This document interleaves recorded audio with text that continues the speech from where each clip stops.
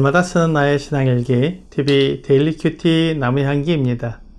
오늘 함께 묵상할 성경 본문은 에베소서 5장 15절에서 21절입니다. 그런즉 너희가 어떻게 행할지를 자세히 주의하여 지혜 없는 자같이 하지 말고 오직 지혜 있는 자같이 하여 세월을 아끼라. 때가 악하니라. 그러므로 어리석은 자가 되지 말고 오직 주의 뜻이 무엇인가 이해하라. 술 취하지 말라. 이는 방탕한 것이니 오직 성령으로 충만함을 받으라. 시와 찬송과 신령한 노래들로 서로 화답하며 너희의 마음으로 주께 노래하며 찬송하며 범사에 우리 주 예수 그리스도의 이름으로 항상 아버지 하나님께 감사하며 그리스도를 경외함으로 피차 복종하라. 세월을 아끼라는 말을 들으면 시간을 헛된 데 사용하지 말고 가치 있는 곳에 시간을 사용하며 살라는 말씀으로 들립니다. 사도 바울이 세월을 아끼라고 말씀하면서 때가 악하다고 말씀했습니다. 지금 우리가 살고 있는 이 세대가 악한 시대라는 것입니다. 그래서 사람들은 어둠의 일을 하고 악한 일을 하고 있는 것입니다. 이럴 때 우리는 시간을 제대로 잘 사용해야 한다는 것입니다. 모든 사람에게 하루 24시간이라는 동일한 시간이 주어져 있습니다. 그 하루 24시간을 어디에 사용할 것인가에 대해 생각해 보아야 합니다. 우리가 이 시간을 악하고 음란한 데 사용하면 어둠의 일을 하는 것이며 악한 데 빠져 있는 것입니다. 그러한 일을 하는 사람들은 하나님의 진노와 심판을 피할 수가 없기 때문에 이미 죽은 사람과 같습니다. 죽은 사람은 죽은 사람의 일을 합니다.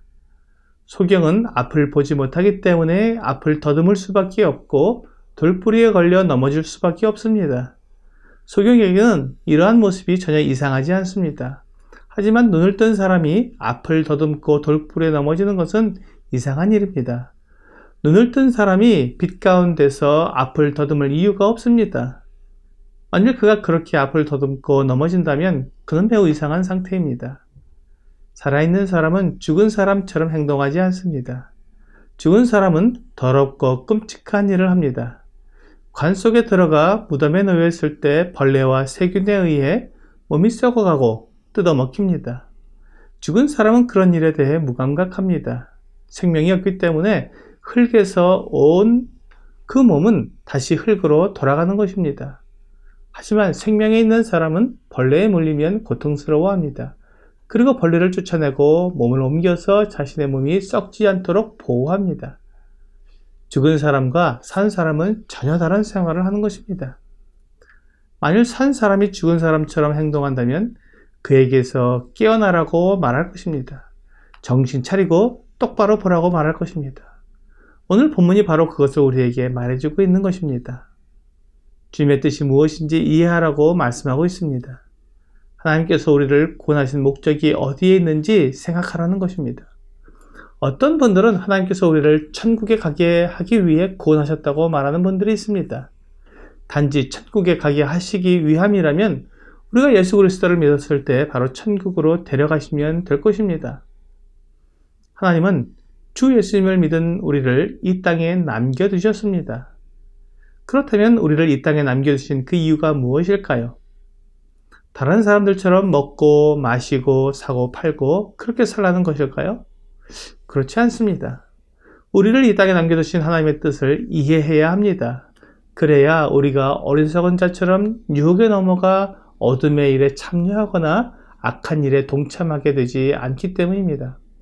하나님께서 우리를 이 세상에 남겨두신 이유는 첫째, 복음을 땅끝까지 전하려는 것입니다.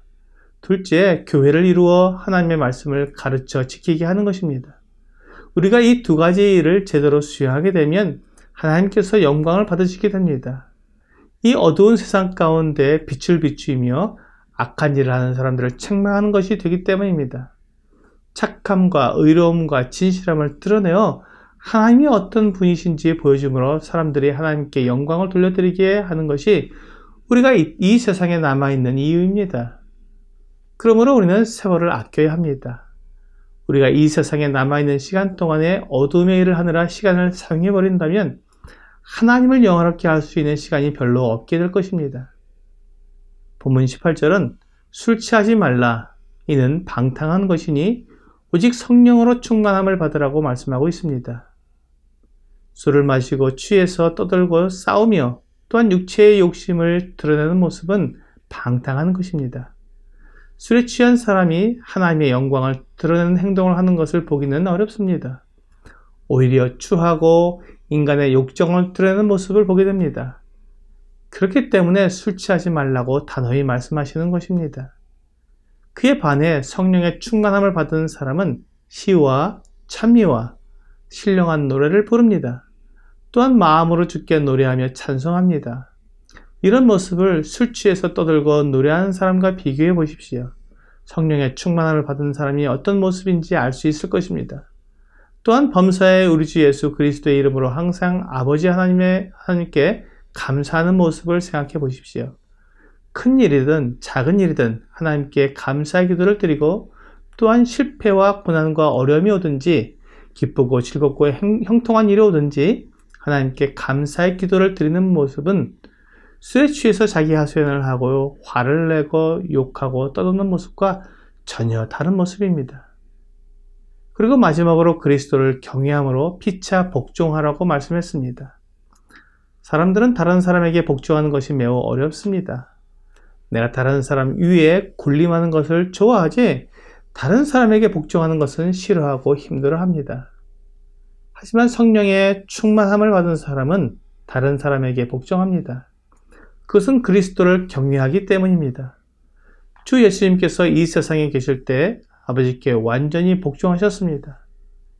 요한복음 17장 4절에서 주님은 아버지께서 내게 하라고 주신 일을 내가 이루어 아버지를 이 세상에서 영화롭게 하였사오니라고 아버지 하나님께 기도했습니다.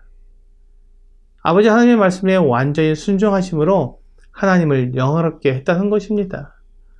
우리가 주 예수님을 경외한다면 주 예수님의 이 모습을 보면서 우리도 피차 복종할 수 있습니다.